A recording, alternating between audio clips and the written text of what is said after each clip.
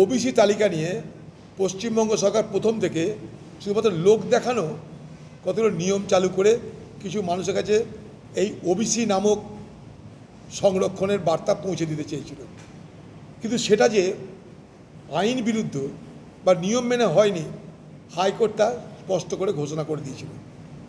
ফলে এই সরকার সে বুঝতে পারে যে তাদের যে ফর্মুলা সেই ফর্মুলা আইনত সিদ্ধ নয়। হাইকোর্টের চাপে পড়ে আবার নতুন করে তারা আরও যারা ওবিসি আছে তাদের তালিকা তৈরি করছে। আমার মনে হয় আগে আইনগত ব্যবস্থাটাকে পরিষ্কার করে নেওয়া দরকার, তারপর পশ্চিমবঙ্গে কাস্ট সেন্সাস তো হবেই কদিন পরে। পশ্চিমবঙ্গ সরকার জাতি গণনা কেন করছে না?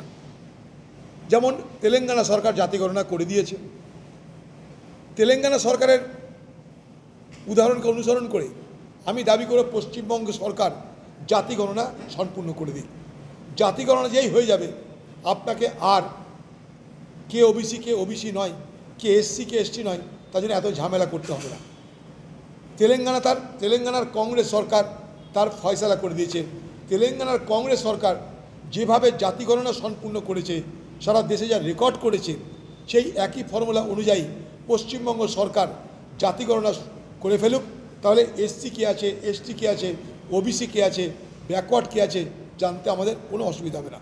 আমি তাই সরকারের কাছে দাবি করব, পশ্চিমবঙ্গ সরকার যে দাবি করব, ভারতবর্ষের কংগ্রেসের নেতৃত্বে, রাহুল গান্ধী, মল্লিকার্জুন খার্গের নেতৃত্বে দেশ জুড়ে আমরা যে জাতি গণনা দাবি করেছিলাম, যে জাতি গণনা ভারতবর্ষের বিজেপি সরকার মানতে বাধ্য হচ্ছে, যে জাতি গণনার পথপ্রদর্শক হিসাবে তেলেঙ্গানা সরকারের জাতি গণনাকে আমরা তুলে ধরেছিলাম, সেই জাতি গণনা পশ্চিমবঙ্গে কেন হচ্ছে না?